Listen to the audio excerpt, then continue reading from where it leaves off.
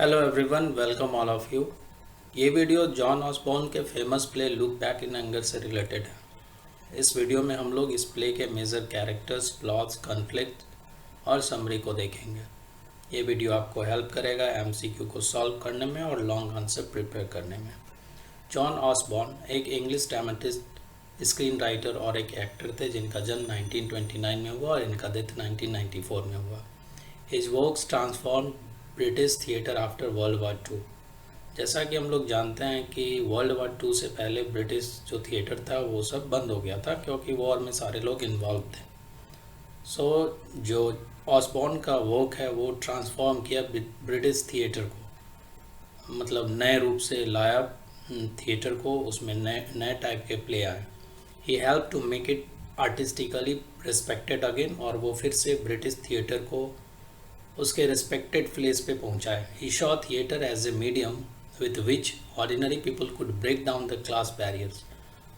उनका मानना था कि थिएटर एक मीडियम हो सकता है जो कॉमन पीपल के बीच में जो क्लास कॉन्फ्लिक्ट है, जो क्लास बैरियर है, उसको थिएटर के मीडियम से ख़त्म किया जा सकता है। He wanted his play to be reminder of real pleasures and real pens.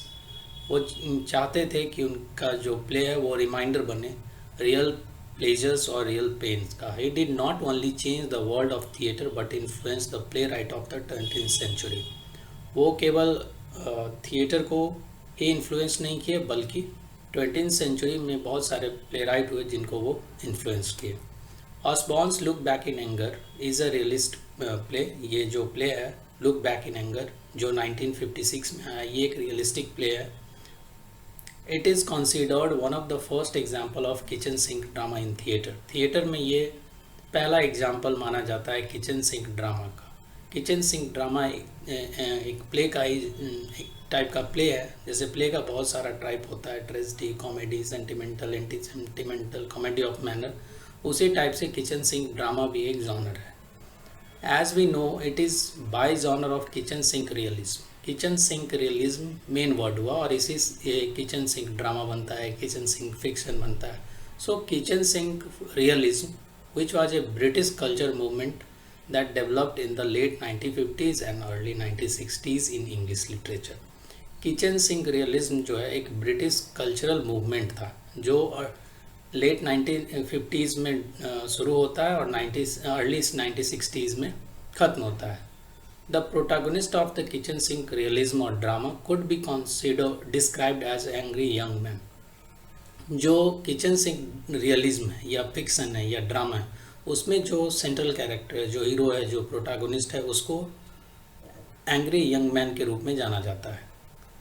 Who were disillusioned with the modern society। वो मॉडर्न सोसाइटी में को रिप्रेजेंट करते थे और उसमें दिखाया जाता है कि वो कितने ज़्यादा फ्रस्ट्रेटेड थे। जो भी यंग पीपल थे उस टाइम के, वो कितने ज़्यादा फ्रस्ट्रेटेड थे क्योंकि वर्ल्ड वार के बाद बहुत सारा प्रॉब्लम्स, बहुत सारा इशूज़ आया सोसाइटी में। तो और ये सबसे ज़्यादा प्रभावित किया यंग मैन को। सो उस समय जो ड्रामा आया, जो किचन सिंक ड्रामा कह सकते हैं या किचन सिंक रियलिज्म में जो भी प्रोटागोनिस्ट हुए वो उस पीरियड के यंग मैन को दिखाते थे। The play in this category often deals with issues such as poor living condition, lack of employment, poverty and turbulent relationship. जो इस टाइप के प्ले में क्या देखने को मिलता है, बहुत सारे इशूज़ को इस टाइप के प्ले में देखने को मिलता है, जैसे poor living condition, lack of employment, poverty and turbulent relationship.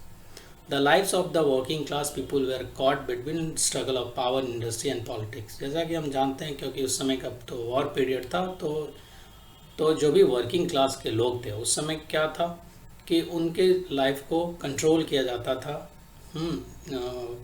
Powerful लोगों के द्वारा, पॉलिटिक्स के द्वारा या इंडस्ट्रियलिस्ट के द्वारा। अभी हम लोग इस प्ले से रिलेटेड जो कैरेक्टर है, मेनली 5 कैरेक्टर है जिसमें जिमी पॉटर ये सेंट्रल कैरेक्टर है, हीरो है, प्रोटैगनिस्ट है और एलिशन के हस्बैंड है, और यही एंग्री यंग मैन है और ये वर्किंग क्लास से बिलोंग करते हैं। एलिशन इस प्ले की हीरोइन है और जिमी की वाइफ है और ये अपर मिडिल क्लास से बिलोंग करती है। अभी इन दोनों वाइफ हस्बैंड में हम लोग देख सकते हैं कि जिमी वर्किंग क्लास से है और एलिशन अपर मिडिल क्लास से है। नेक्स्ट जो कैरेक्टर है वो क्लिफ है एक वेल्स लॉकर है और जिसको आप पेइंग गेस्ट भी कह सकते हैं। ये जिमी के 1 रूम फ्लैट में रहता है। तो हम लोग जिमी का जो इकोनॉमिकल कंडीशन है उसको देख सकते हैं कि कैसे वो 1 रूम फ्लैट मेंटेन करता है और उसमें ही वो अपनी वाइफ के साथ रहता है और साथ साथ में उसका पेइंग गेस्ट क्लिफ भी वहीं रहता है। नेक्स्ट जो कैरेक्टर है हेलेना चार्ल्स, ये एक एक्ट्रेस है और एलिशन की फ्रेंड है।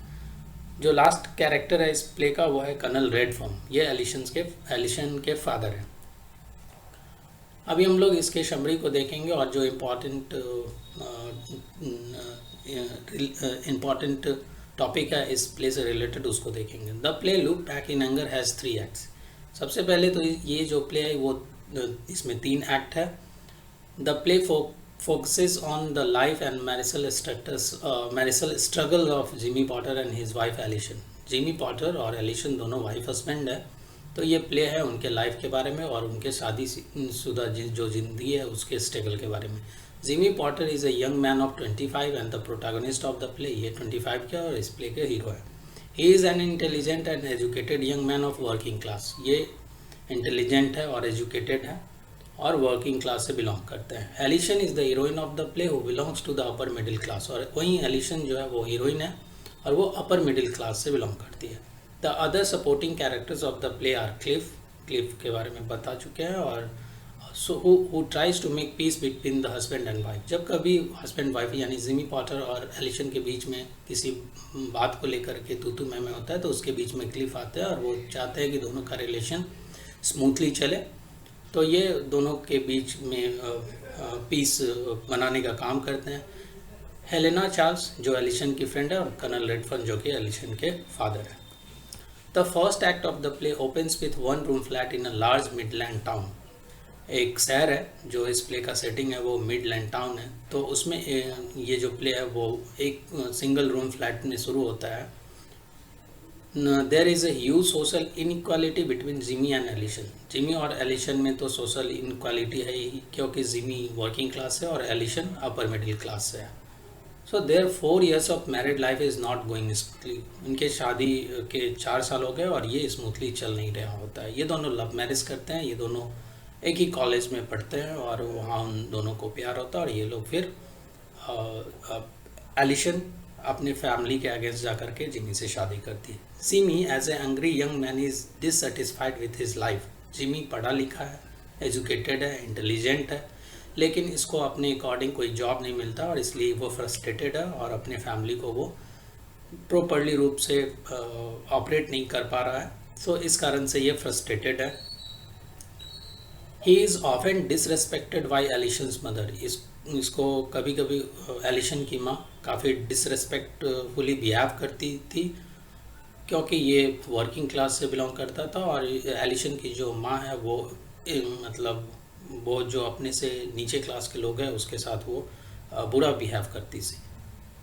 That is why he fails to love her wife. और ये सब रीज़न बनता है कि धीरे धीरे जिमी का जो प्यार है अपनी वाइफ के प्रति वो धीरे धीरे कम होने लगता है।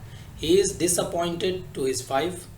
देर is lack of communication between the husband and the wife. और इस कारण से ये सब रीज़न है। एक तो इसका इकोनॉमिकल कंडीशन, दूसरी एलिशन की माँ का जो बिहेवियर है जिमी पॉटर के प्रति, ये सब रीज़न बनता है दोनों हस्बैंड वाइफ के बीच में डिस्टेंस, ये सब डिस्टेंस पैदा करता है। सो एलिशन confides Cliff that she is accidentally pregnant and cannot say about it to Jimmy because he does not want a baby for some times।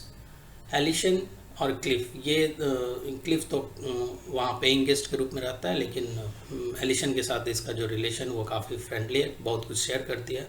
तो एलिशन ये बात क्लिफ को कहती है कि वो एक्सीडेंटली प्रेग्नेंट हो गई थी एंड ये बात वो जिमी को नहीं कह सकती है क्योंकि जिमी को अभी कोई भी बच्चा नहीं चाहिए, क्योंकि वो जानती है कि जिमी किस फेज से गुजर रहा है, उसका जो इकोनॉमिकल कंडीशन है वो कैसा है, वो उस चीज़ को कैरी ऑन नहीं कर सकता है, इसलिए उसे अभी कोई भी चाइल्ड नहीं चाहिए। Cliff tells her to tell the truth to Jimmy. Cliff उसको कहता है कि तुमको ये बात बता देना चाहिए जिमी को, लेकिन एलिशन ऐसा नहीं करती है। Alison informs Jimmy that her actress friend Helena is coming to stay.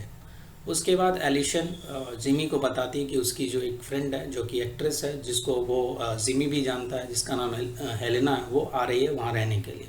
अब एक 1 रूम फ्लैट है, वहाँ पे अभी जिमी रह रहे हैं, उसकी वाइफ एलिशन रह रही है, क्लिफ रही है, और उसी रूम पे अब हेलेना भी आ रही है स्टे करने के लिए। To hear it Jimmy becomes furious and leaves the flat into a race. इतना बात सुन करके जिमी बहुत गुस्सा आ जाता है और वो उस फ्लैट को छोड़ करके अभी बाहर चला जाता है, क्योंकि हेलेना और जिमी और एलिशन ये तीनों एक ही कॉलेज में पढ़ते थे, और हेलेना जो कि of course upper middle class है और उसमें भी अपने से छोटे वाले क्लास के प्रति एक टाइप का हेट्रेड है।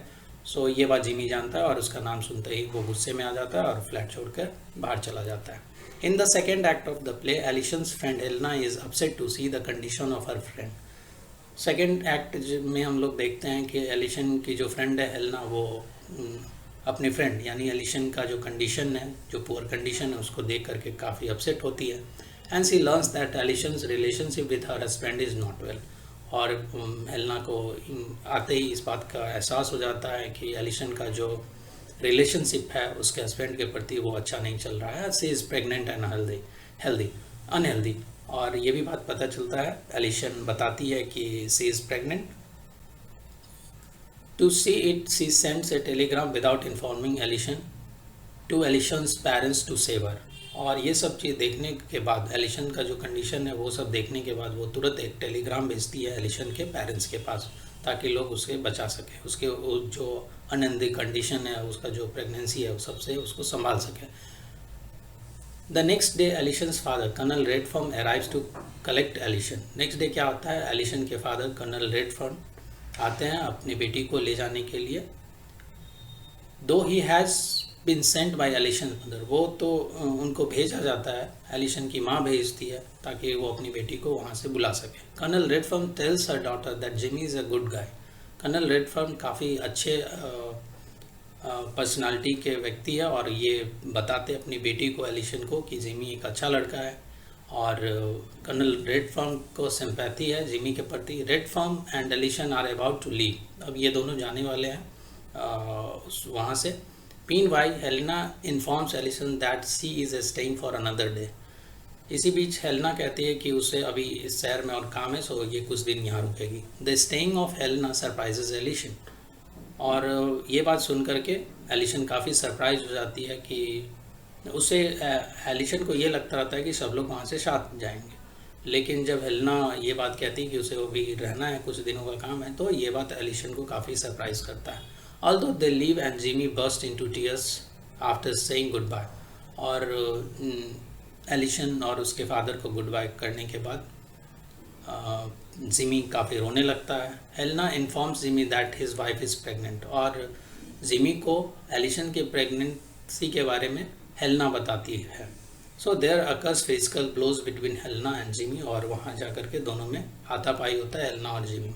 After a while both kisses and each other passionately. कुछ देर के बाद दोनों एक दूसरे को काफ़ी पैशनेटली ये लोग किस करते हैं।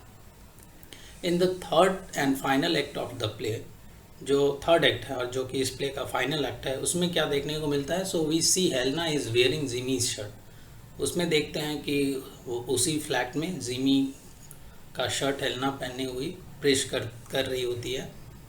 और फर्स्ट एक्ट में जब आप पढ़ेंगे तो देखेंगे कि एलिशन जो जिमी की वाइफ है वो जिमी का शर्ट पहनी हुई है और वो प्रेस कर रही है। और थर्ड और फाइनल एक्ट में हम लोग पाते हैं कि हेलेना जिमी का शर्ट पहन करके कपड़े पे प्रेस कर रही है। To see the new relationship between Jimmy and Helena, Cliff decide to leave the flat. और क्लिफ डिसाइड करता है कि अब वो फ्लैट को छोड़ देगा उसके नए रिलेशंस को देखते हुए। All the three are ready to go outside to enjoy. ये तीनों अपना जो लास्ट नाइट है साथ में बिताने का, क्लिफ चूँकि जाने वाला है, सो ये लोग प्लान करते हैं कि ये लोग बाहर जाएंगे टू एंजॉय। उसी बीच में क्या होता है कि द डोर बेल रिंग्स, जो दरवाजे का घंटी है वो बजता है। And Jimmy goes to the door and he finds Alison there. और जिमी जाता है तो डोर पे वो एलिशन को पाता है। एलिशन वहाँ आती है। She enters and tells Helena that she lost the baby.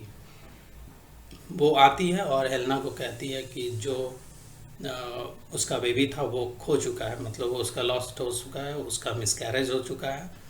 एलिशन and Helena reconcile, और एलिशन और हेलना में रिकॉन्साइल होता है, दोनों एक दूसरे को समझते हैं, जानते हैं। But Helena realises her faults and what she has done was immoral, और हेलना को इस बात का एहसास होता है कि वो जो की है उन दोनों वाइफ हस्बैंड के बीच में वो इमोरल था, अनैतिक था।